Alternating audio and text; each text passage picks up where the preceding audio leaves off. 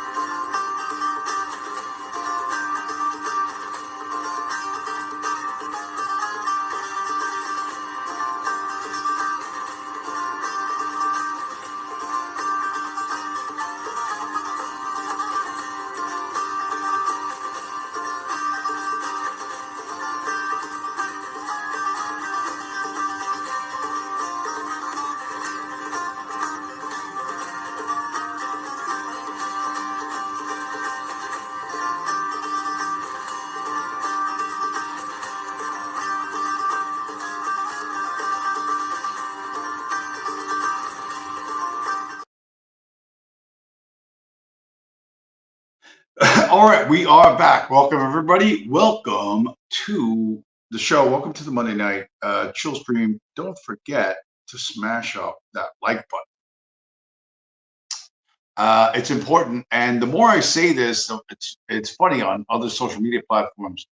I don't get the normal notifications like I usually get. I get notifications that somebody replied to me or on whatever I did. But then I can't see and that's pretty funny to me because obviously the bug men are, they hear me saying, shoot me some feedback, hit the like button. They make sure that whatever the algorithm does, that I don't get to see any feedback. But the hilarious part of that to me is I get to say what I want to who I want, and just I get a free shot against everybody and everything, and nobody gets to push back, or if they push back, I never see it. So all in all, it's not really working out for them quite the way they had hoped. Man, there's so much stuff. Trying to get through it all. Trying to figure out what's worth talking about and what's not worth talking about. But I said in the intro that our friend Sam Bankman-Fried's parents are now in the chopping block. You see this stories from the Washington Post, which is the CIA's own newspaper, the CIA's blog. It says Bankman-Fried's parents could face their own legal woes, their own legal perils, experts say. So if that isn't a straight up hint of what is to come, then I don't know what is. So all the money he gave them and the deep involvement they had in his business is going to cost them. The government has decided to put the Fried family on blast, as they say in the hood, and they're not going to let up until they are satisfied. You cannot. Is a good lesson to understand that you really can't mess with the government's paper. That's a bad idea. It's a dangerous thing. It has to be done a certain specific way, the way that we do it in Bitcoin. But it's not it's a dangerous, dangerous path. And you have to tread carefully. You have to tread carefully. Man, what there's God, there's so much. There's so much, so much, so much stuff. I got to figure out what I want to start with first. Um, and I was just thinking about where I just said, look at this video I made. I made a crummy video. I got one of my homemade videos, which is even worse now because it um, wasn't even made from home. It was made on the road. But I went to Virginia twice this weekend, so Saturday and Sunday. So I drove 1,000 miles in 2 days. And I think I'm a little bit low energy tonight because I don't know. I don't seem to be bouncing back from 1,000 miles in 2 days like I think I ought to, which is making me feel old. But the good news is, the elites whom I serve are throwing me a higher, back my average number of crumbs that they that they would normally throw me. So that's a good thing. What man? I got so much stuff. I'm like, who do I bash first? Who do I smash first? I don't even know. I don't even know. But in terms of in the we are winning column, like I'm trying to think. I saw this something on social media that made a ton of sense, and it might not appear to make a lot of sense to you at first, but I think it very much applies to all of this sort of thing about being red pilled, about understanding the nature of elite power.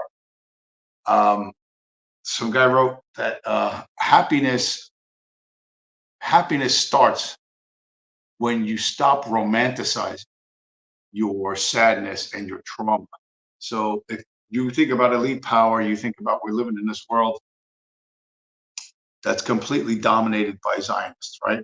This is the world we're living in. Okay. The world we live in, this is the planet, and you look at this image and you go, oh my God, you know, this is so true. I'm so depressed and this and that. Don't romanticize it. It's the reality is this is what we're struggling against, and this is what we have to struggle against. And different peoples in different times and places, everybody's had their challenges and struggles, and it's up to you to rise above that. It's absolutely up to you to rise above that. So don't make it romantic. Don't make it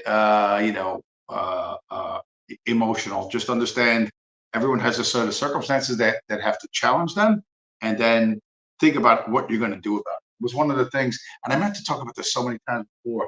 I remember back in the days being on one of Jonathan Poll's streams, and I'm like itching to do something.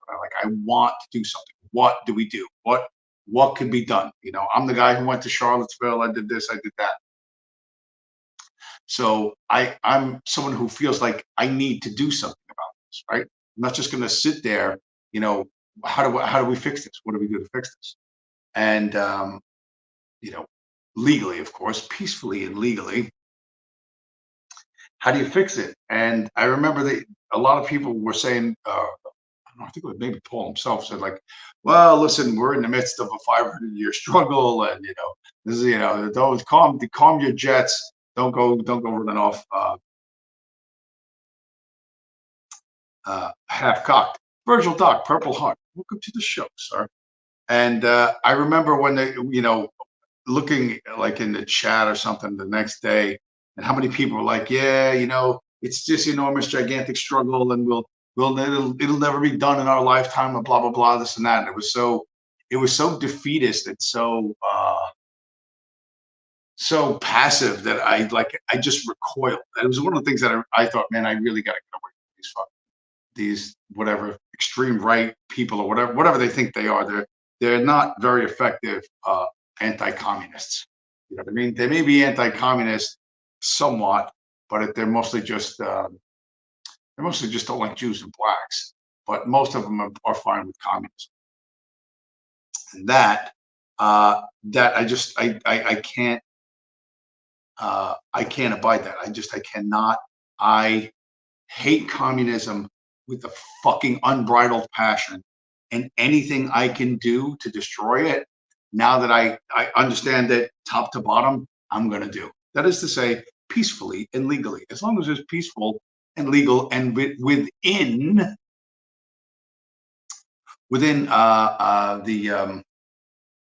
within what is legally acceptable. Within what is legally acceptable. I'm seeing reruns. It's funny watching the FUD. I showed this like a couple weeks ago, something like this.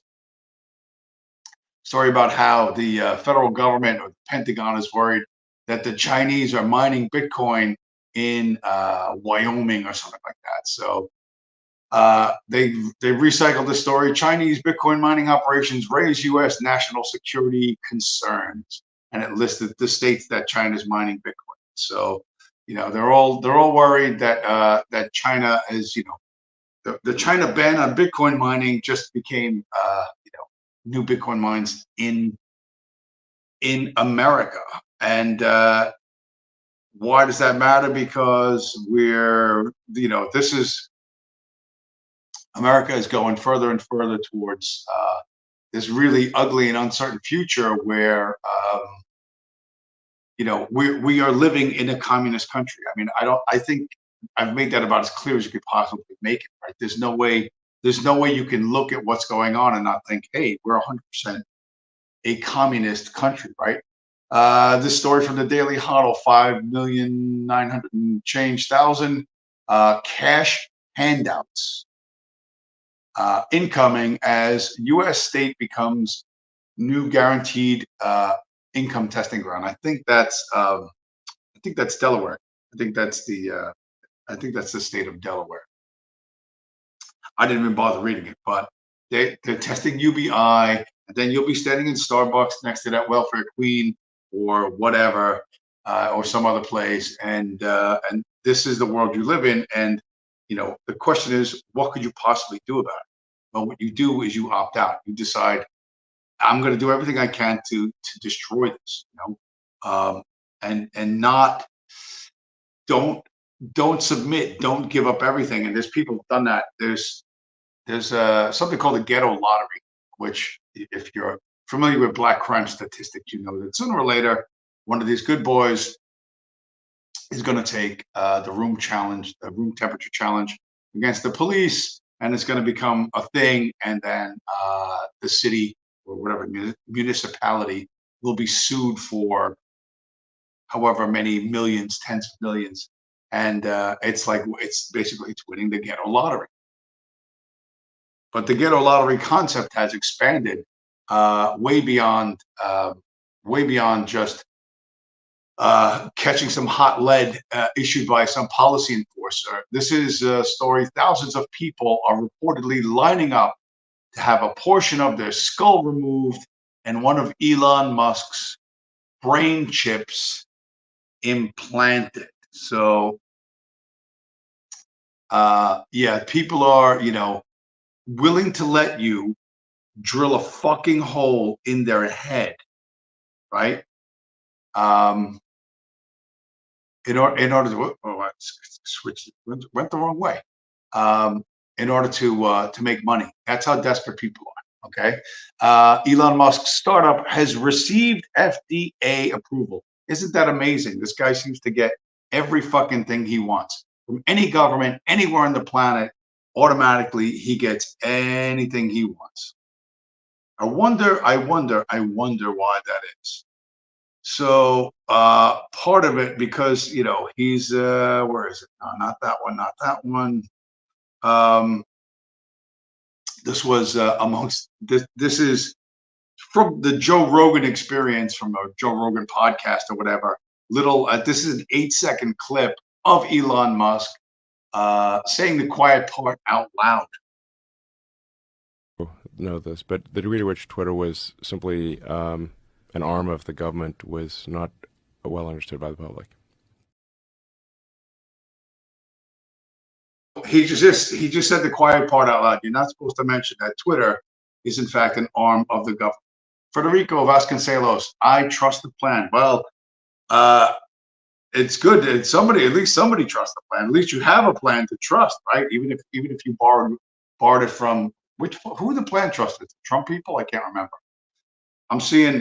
I saw like people on the road, man. I saw this dude who looks straight up like a convict, like old tattoos along his arm and stuff. He's driving a fucking beat up Hyundai sedan, old fucking Hyundai sedan. He had 2 Trump stickers on the fucking back of his fucking car. He looked like he was, I don't know, worked at a welding shop or something. And the guy was like, he was angry and staring at the world in dismay and disbelief. And that's what's going to happen when you put your faith in people who, at best are con artists. So Elon admitting that, you know what, Twitter's run by the government, and so is Facebook, Instagram, run by the government. I showed that video from that Chinese broad a couple weeks back, couple months back, where she says, when I signed up for TikTok, it asked me if I didn't have the language listing of Cantonese because, she says, how is that possible? If it's Chinese spyware, how do they not know that Cantonese as a language, it doesn't exist? And the reason why is because TikTok was written by Westerners. It was written by whatever software group that the CIA runs, and that's that. So software written from a white guy perspective does not take into account Chinese sensibilities. But where's my guy? Here's Elon. Let's stick with Elon a little longer. I despise this motherfucker. He's a Rothschild puppet from top to bottom, and he's an absolute fucking retard. And here's 53 seconds of Elon the fucking retard mumbling about shit he doesn't really understand. Inflation is going to happen no matter what. If you increase the money supply, you get inflation. Right. So there's not some magical cure for getting rid of inflation, except to increase the productivity, the output of goods and services. So if you say like what is money? You've got these sort of it's basically numbers in a database that sum up to some total. Then you've got the output of goods and services of the economy, and as long as the ratio of money to ratio of goods and services stays, if that stays constant, you have no inflation. If you add more money, if you add money to the system faster than you increase goods and services, right, then you have inflation. What the fuck did he just say? This is like that's the third richest man on the planet. He doesn't know what the fuck money is. There's no magical cure for inflation. Yes, there is. Stop printing money, you fucking asswipe. That's no. You just gotta increase. You just have to work harder. Work harder. Wagey, work. The debt slave, work harder. You have to work exponentially harder to keep up with the amount of money that they're fucking printing, right? And this is the third. This is like I said, the third smartest guy in the world. Third richest man in the world. Every fucking government does everything it wants, and he can't even string 2 sentences together. He doesn't understand that money is a technology created by human beings to equalize unequal exchanges. If I make shoes and you build houses, right? I want you to build me a house. You're not going to build me a house for 1 pair of shoes or 10 pairs of shoes or 1,000 pairs of shoes, because you can't use 1,000 pairs of shoes. Right? In order for you to agree to build me a house, I have to give you something that you value, that you can use for other things you need, because you need to whatever. Your wife wants a goat, or you got to take a fucking boat trip somewhere. Money equalizes unequal exchanges. That's why Aristotle said money is justice and counterfeit is injustice. And we live in a counterfeit world. We live in a world run entirely by fucking counterfeit. And a lot of people know this. And this is, This is, it's going to change. It's not going to stay this way forever. Although a lot of rich people are saying, look, high inflation may linger for decades with wars set, right, to usher in an era of deglobalization, billionaire investor Ken Griffin says. So I don't know who Ken Griffin is, but he's another billionaire, and he's afraid that inflation is going to cause a lot of war,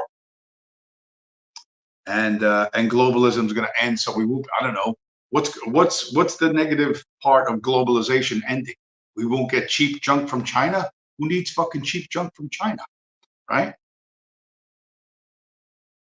And China, by the way, China's coming around to our way of thinking. But what else? Other people saying stuff that I've said. The U.S. economy may be reliving the Roaring '20s, and that means growth, inflation, and rates all stay high. UBS says. UBS is United Bank of Switzerland.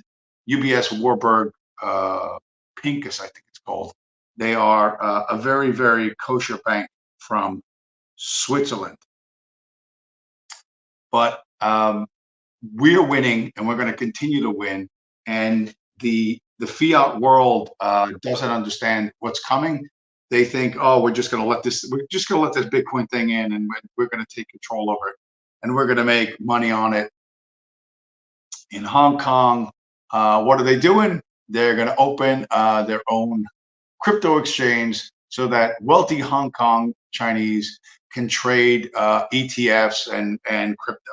So everything, everywhere in the entire planet Earth, okay, is going the way of us. They're going to try to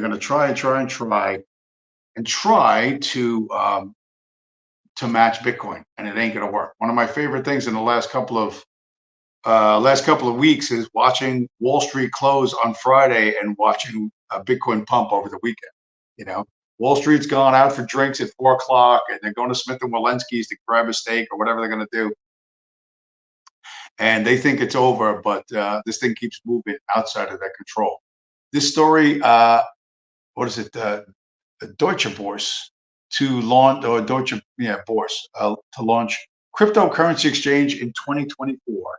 Ladies and gentlemen, Germany has joined the chat. Everyone is going to try to get into this. The number of people that are going to buy Bitcoin, and the smart ones are going to buy Bitcoin only, is going to be huge. And what's going to happen? Man, I don't even know. I don't know. But I'm not the only person who believes what you see on the screen right now. Where is it? Show up. Okay. This is from Bitcoin Magazine. You can see that's the Gadsden flag, the snake, the don't tread on me snake, wrapped around the symbol of Bitcoin. Bitcoin, a beacon of financial liberation for a dollar-driven world. And I've circled where it says Bitcoin, first and foremost, is about obsoleting and obviating central banking and the economic damage and hardship they cause for regular people. This is something that actually has a long history in America. We actually had a president, Andrew Jackson, who did this exact thing about 200 years ago. And that kid from the Classical Learner made a little video about it. Here's 1 minute and 21 seconds on one of the greatest presidents that America ever had.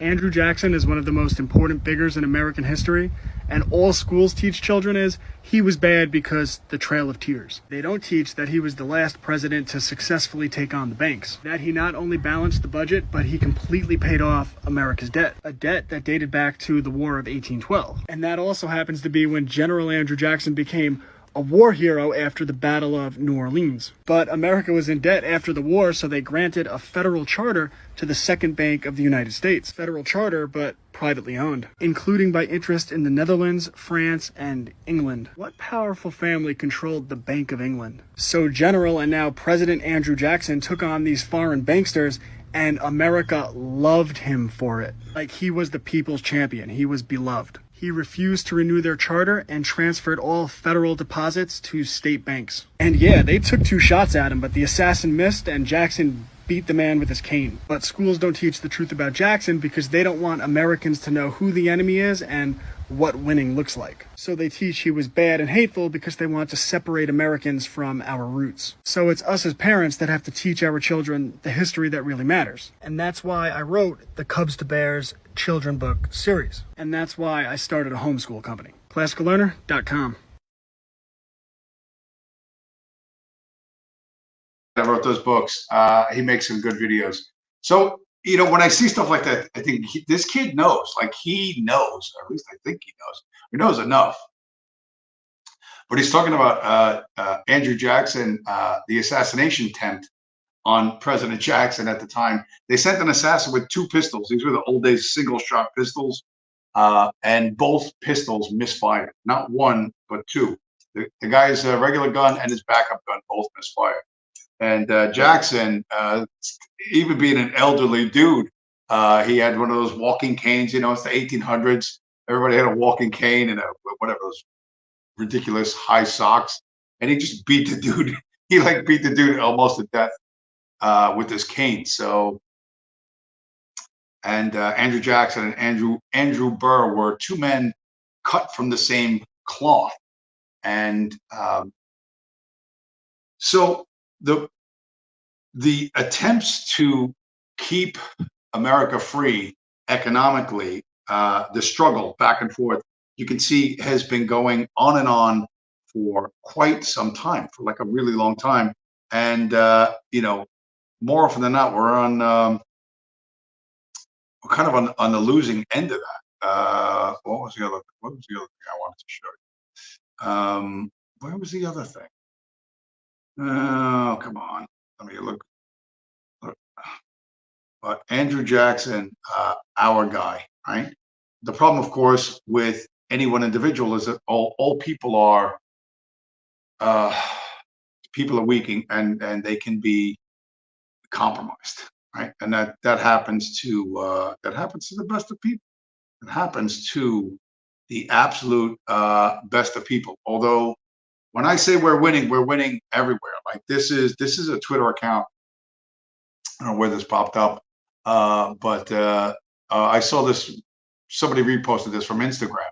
Meghan McCain, daughter of Senator John McCain, who never saw a war he didn't like, and never got in a plane he couldn't crash. Wrote, "Please listen to me. Keep checking in on your Jewish friends." And then the person Lefty Crypto at Twitter.com says, "I called, but the bank was closed." This is like a lefty communist who has discovered Bitcoin and has figured out that things aren't exactly the way they thought they were. So we're winning, and we're going to continue to win because we're not romanticizing the problem, right? We're just looking, what's the solution? How do we fucking solve this thing? And that's that. But there are still people who don't understand that you're not going to be rescued. And I some time ago, what was the joke I made? I was trying to be funny, and I was like, I made a joke about a guy, someone I called, what did I call him? King Autismo of Retardia, right? Everybody's looking for the king, and I said, oh, the king's going to wake up early in the morning, and he's going to go out and he's going to fill the potholes and blah, blah, blah, blah. And I think I'm being clever, right? I think I'm being so funny and mocking the monarchy. The monarchy lovers in the audience are all fucking get all salty tears.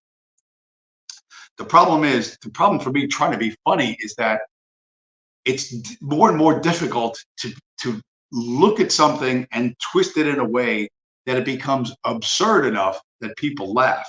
And when I saw this, I thought, you know what? What do I do next? I don't know. My creativity has limits. It has its bounds. But the stupid shit I said 6 months or a year ago on the internet just happens to fucking come true. My government will continue to take action to bring down inflation, to ease the cost of living for families, and help businesses fund new jobs and investments. You have it. A man in a $3 billion hat. Well, it's not $1 billion, it's 3 billion Great British Pounds or British Pounds or whatever. A man in a $3 billion hat is telling you that he's going to fix the economy so that you have a happy life. And he's the king, except he's not really the boss. Here's a picture of that king and his real fucking boss. Okay, this picture you might have seen before. This is I don't know, one of the Rothschilds, Jacob Rothschild. I don't know which Lord Rothschild, poking the king, although he was then at the time a prince, in the chest. So who's the boss in that fucking picture, right? Just because, listen, Charlie, someday we're going to let you wear the $3 billion hat, but you're going to fucking do and say what we tell you to do and say. You understand me? All right. Now, I don't know particularly that the Rothschilds have an accent like I have, but this, boom, boom, boom. Listen to me. You listen to me. Right. And that's the King of England. Right. So, you know, there's individuals can be compromised. Individuals can be, you know, frightened into going along with the fucking program, you know, or enticed one way or another.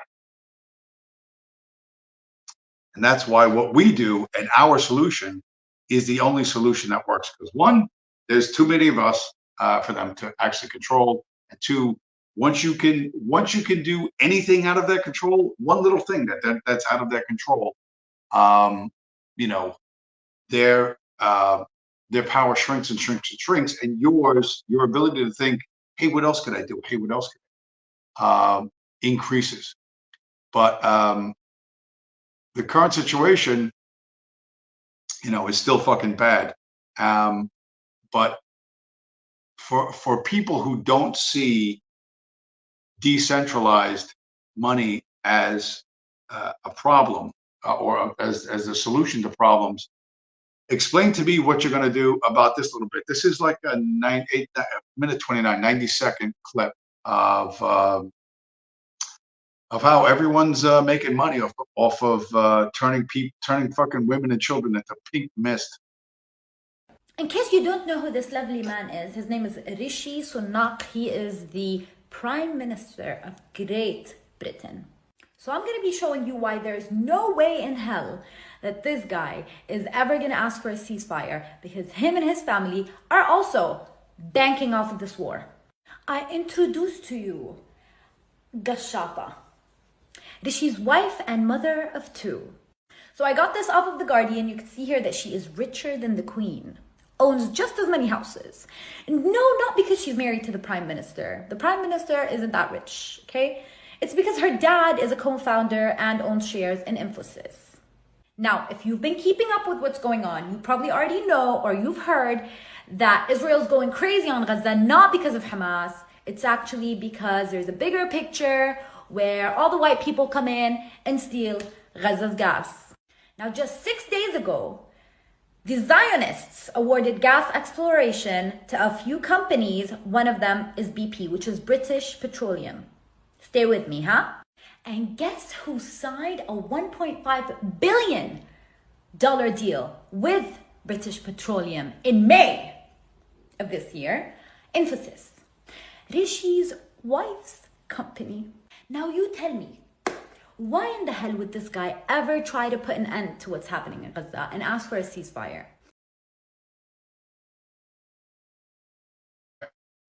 The Ukraine is bombing for profit. All right. Gaza is bombing for profit. Right. That the communists take human beings, work them to death, fucking shoot them by the hundreds and the thousands and the fucking millions, you know, for their fucking dreams of fucking world, whatever, of utopia, is not new, but it's happening now in the West, right? They put that guy in as the Prime Minister of England, you know, and you know that company they mentioned, Infosys, that's a publicly traded company. You can buy their stock on the New York Stock Exchange, right? And they're all, everybody's going to make money off this. That, a couple of thousand innocent people have to die, means nothing to them. So when you're faced with that, when you understand that reality, well, what the fuck are you going to do about it? Like, what are you going to do about it?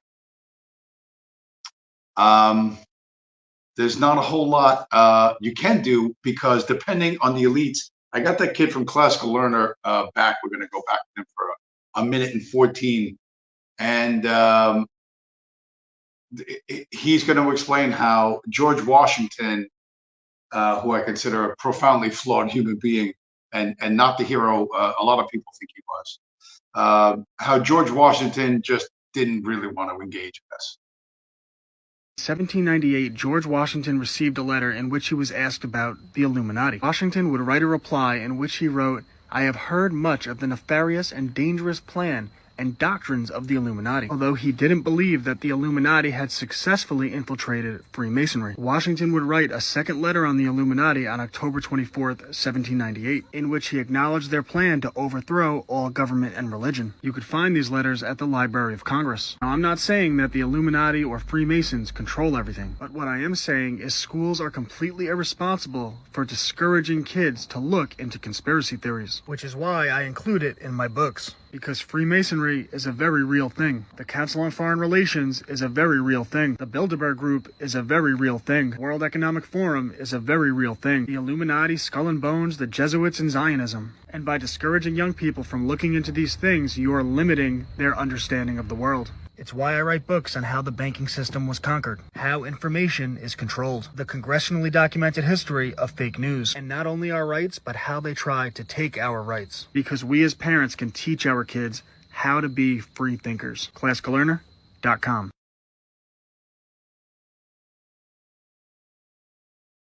The kid, he makes some pretty good content.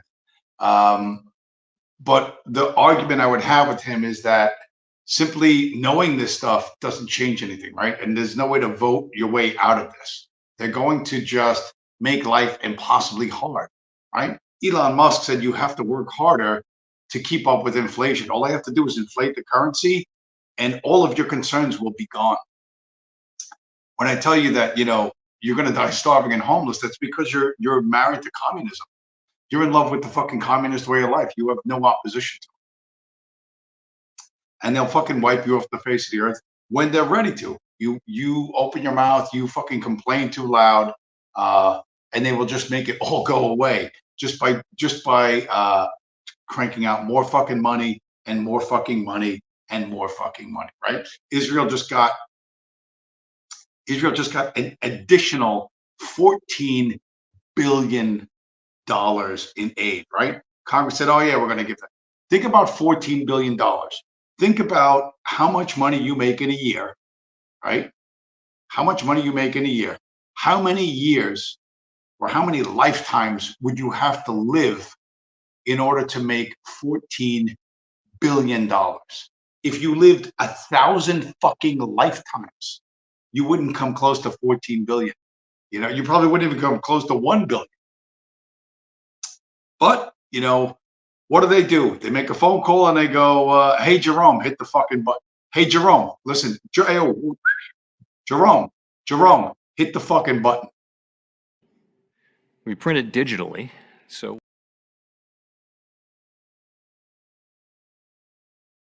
Digitally, all right? Jerome, Israel needs 14 billion. Hit the button. We print it digitally, so. Right? Hopefully that clip looked shortened on my end. Hopefully it came out because I tried to get it just saying we printed digitally. Press the fucking button. $14 billion that you're going to have to repay, right? You are going to have to repay, and I'm going to have to repay. Why, understanding that George Washington's like, well, I don't really think they've infiltrated the Freemasons. George Washington's personal secretary was Alexander Hamilton, right? The guy who was, who happened to be a member of the tribe and who was trying to set up the first Bank of the United States, the first central bank of the United States. the secretary of President Washington, you think he didn't have some influence? Like, oh no, Mr. President, that's all a bunch of hokum. Or what I don't know what they said hokum back in 1776. But I'm sure he would have turned his attention to, oh, that's a bunch of nonsense. The Freemasons are good Christian men, you know?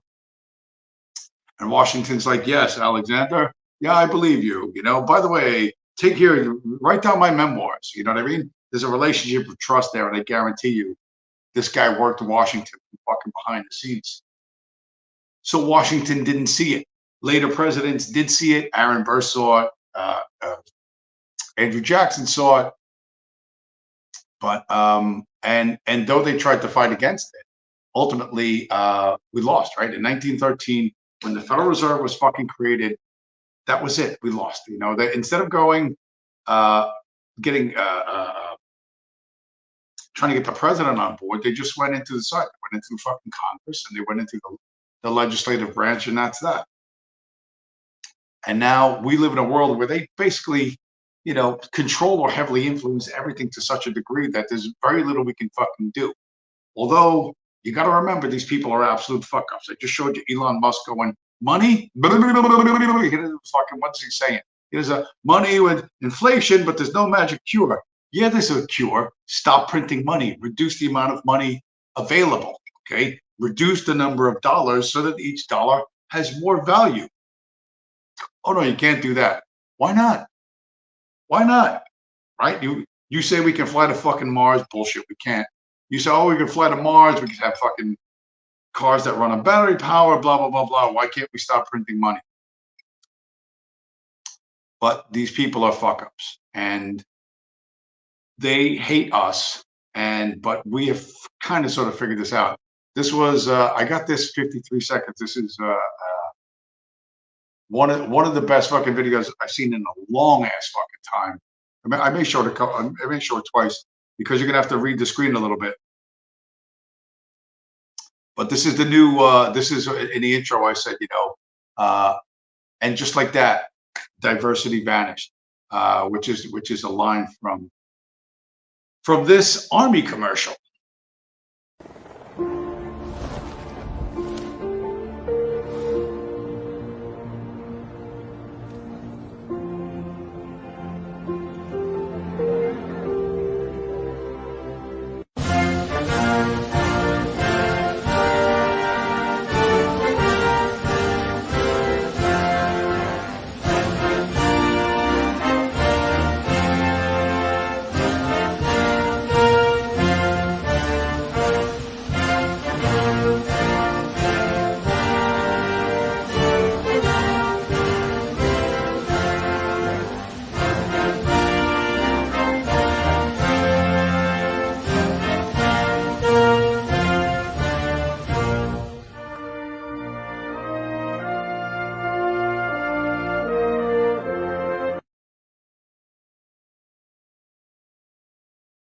So the reaction on Twitter was appropriate, right?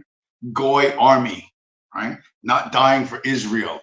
And just like that, diversity disappeared. No blacks are parachuting out of the helicopter, all happy. Oh, and oh, here I am. You know, I landed safely. Now I can go kill brown people on behalf of Israel. It's all white guys. I don't know. I don't think the U.S. Army has ever made an all-white guy commercial. Maybe never, right? I don't know when they first started making commercials and putting them on TV, but it's been a while. It's been decades, and I doubt there was ever an all-white commercial. But there is now. You know why? Because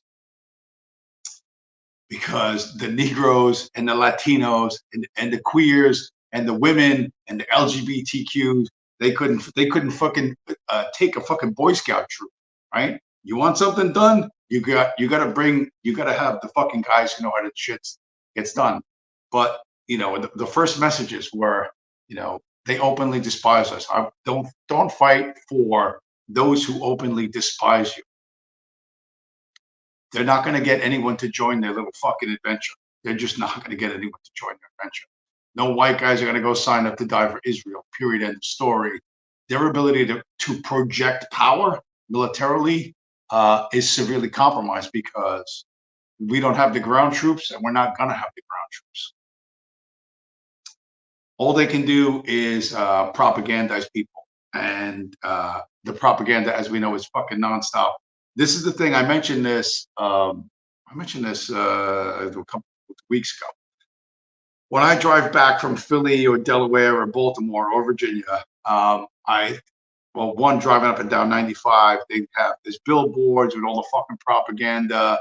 Hamas is your problem too, this, that, and the third. And I told you there's a bridge I drive past that they light up with these big fucking neon signs in the colors of fucking the Ukraine war. Well, they just switched it recently. And here's a 16-second video. I didn't stop on the highway because you can't really stop on the highway. There's no shoulder or nothing like that. But I did slow down, thinking, well, it's 2 o'clock in the morning on a fucking Sunday. Who's on the road? But somebody passed me anyway. But here's what I see every time I leave. I go from Pennsylvania back into Jersey by Trenton.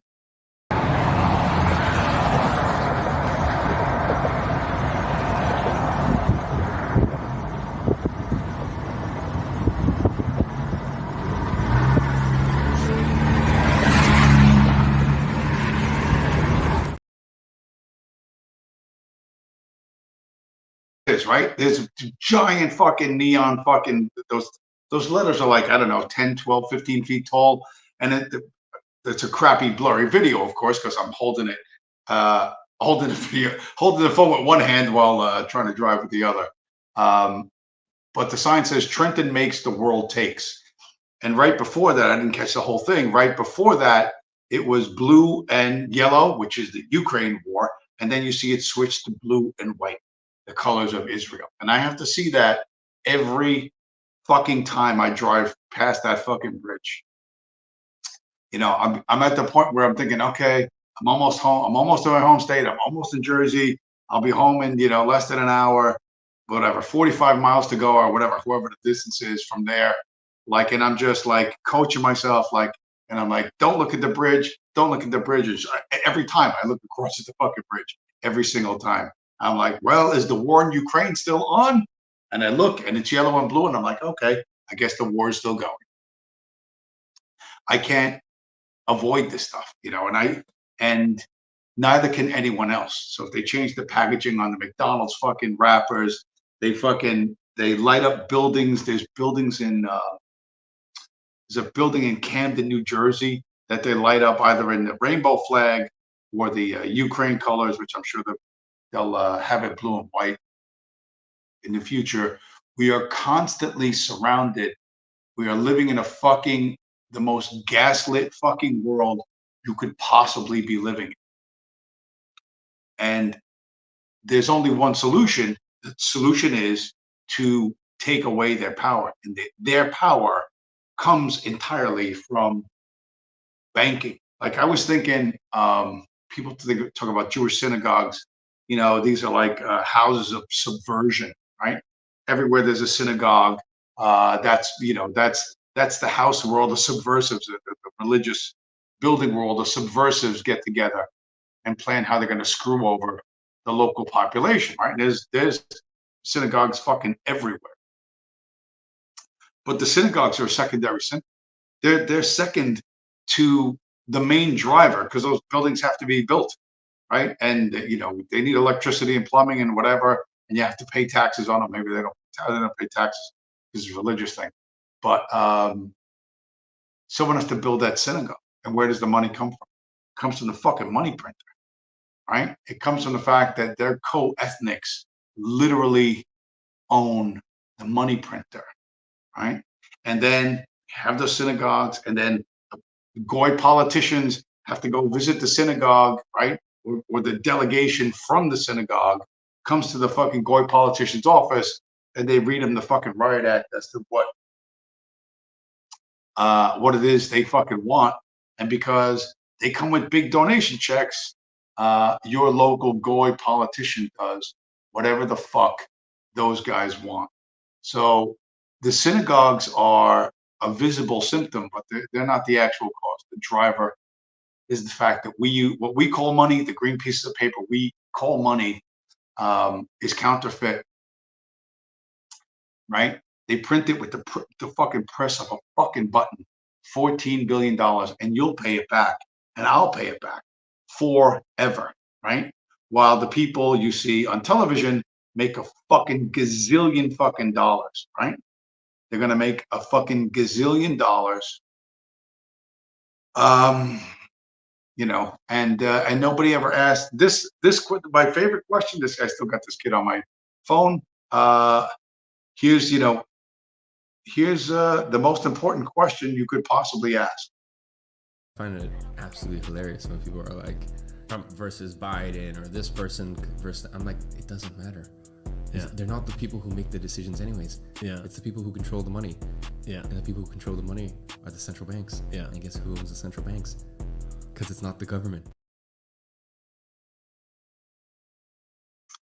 There are people who understand what the problem is, but coming up with the right solution has been difficult up until now. Up until now, we're going to win. That is to say, Bitcoin's going to win, and everyone else is going to lose. And you can join the freedom movement, or you can stay with your communist friends, and to trade your little paper fucking script, for whatever they will allow in the fucking communist store, right? And when they tell you that these two guys are really the same dude, right? This guy and that guy is this. Yeah, that's Vladimir Putin. Whoever they put in front of you and tell you is the boss, you're going to believe, right? They're going to tell you he's a rough, tough nationalist. He's whatever. He's an enemy of the West. He's a fucking actor, right? The guy on the right, okay, the one that you think is Putin today, was literally probably a fucking actor in the Moscow fucking National Theater. He's probably like literally from the fucking Russian National fucking Theater, right? And they said, hey, listen, Yevgeny, the role of a lifetime has come up. You get to be the leader of Russia. Oh, what's the play called? No, you really get to be the leader of Russia. Okay, we're gonna put you in the fucking whatever, in a dacha and all the rest, right?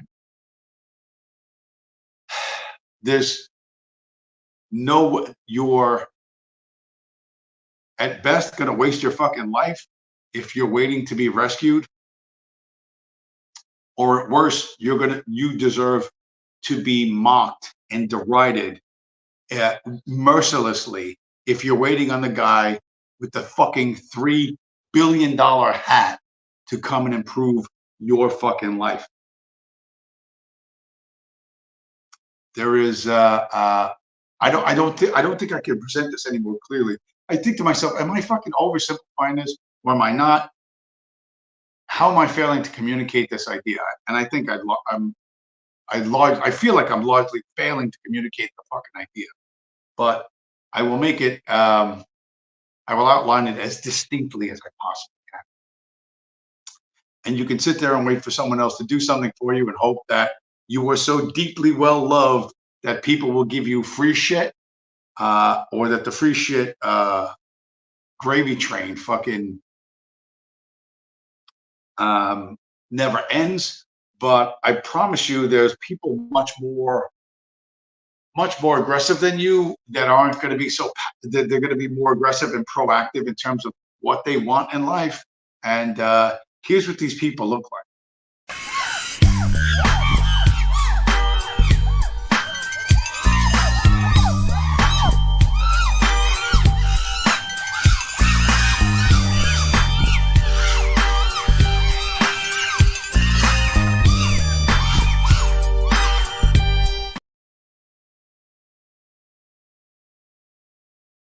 Don't stop the FedEx truck.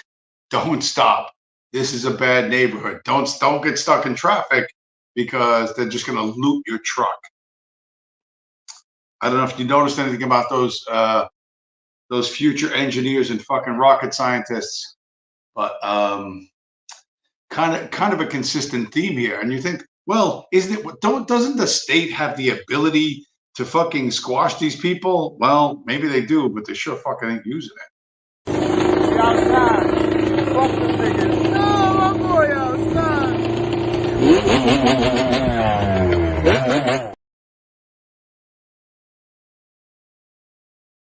when they rev the throttle like that, that's to warn people in the car or the kids, right? The police are fucking, you know, a van full of cops, and they don't, you know, they're not going to engage with these fucking chuckleheads. That was New York City, as you can see. I think that video was only a couple of weeks old. I'm surprised they're still out in the cold, because it's very cold for them. But they're going to do whatever they want to. They're going to fucking run wild, and the state's not going to stop them. And if they want, they're going to get whatever they want, as much as they want, and they're going to run that fucking money printer. And what are you going to do about it? You know? And my answer is opt out. Right? I don't get. Listen. I'm forced to fucking. I was born into this world just like you were, right? You know, and we have to transact in Federal Reserve notes. That's what we have to do for the moment, but we don't have to do it 100%. You could begin to step away from that. You could begin to do one small fucking act of fucking resistance, one small fucking act of, hey, fuck you. I'm not buying into this thing. You know what I mean? And the further I can step away, the more I'm going to do it.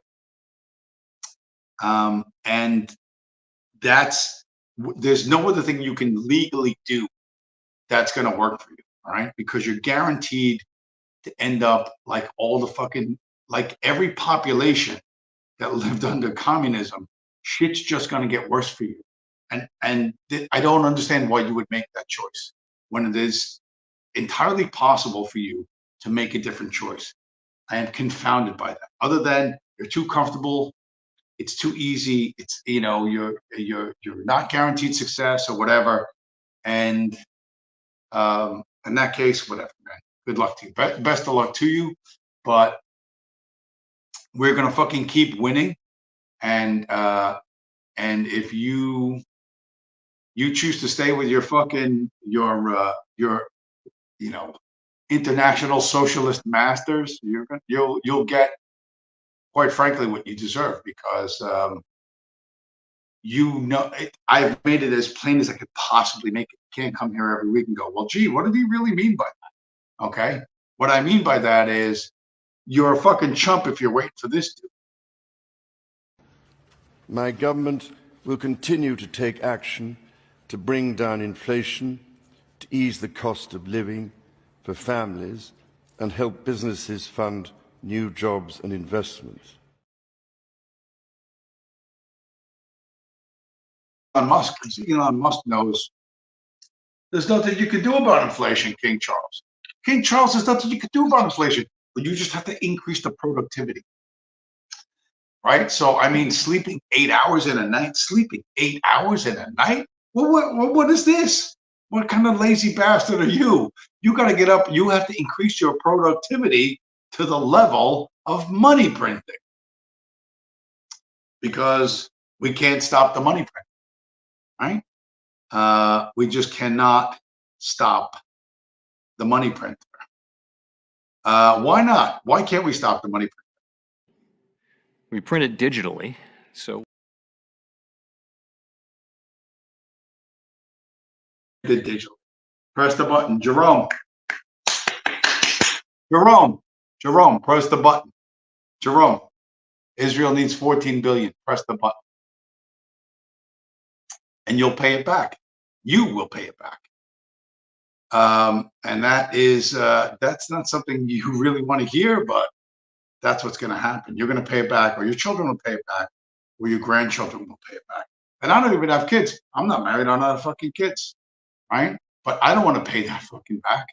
Why do I have to fucking work my entire life so that these fucking scumbags can just fuck shit up? And by the way, smash up the like button.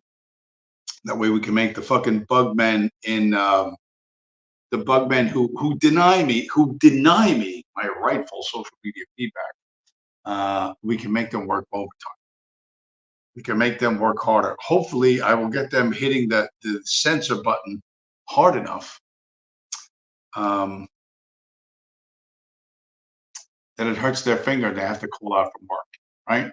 This is that famous quote from Rothschilds, right? Give me control of a nation's money, and I care not who makes its laws. And one of the guys, there's a Bitcoin guy named Jeff Booth.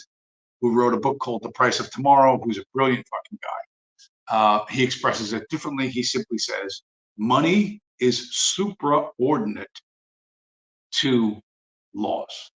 And if you think of history, there's always somebody somewhere who sold out, right? To be a sellout is the most morally contemptible thing you can be. For the true believers, oh, you're a sellout, man.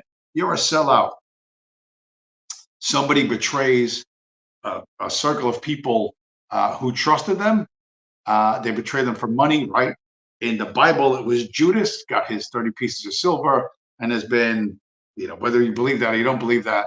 And there's been tons and tons of other instances. Money is supraordinate to the law. That has been true since before the Rothschilds. They figured it out, and it's time for you to figure that out and understand that money that they can't control is the only way to make any meaningful change. Other than that, you can just fucking do what Elon Musk tells you to do and fucking work 18-hour days, 19-hour days, or whatever you need to do in order to match the productivity, right? You need to hustle, man. You got to be in hustle culture. You got to get out, rise and grind. You know what? Fuck you. Fuck you. Not doing it. I'm not doing it. Me and a lot of other people have figured out, you know what? We're not fucking doing this. And we are right. And the good news for us is things are going to get better and better and better, right? I mean, what did I just see? I was going to show it, but it's just fucking stupid fun. Like Bitcoin crashes before launch of ETF or something.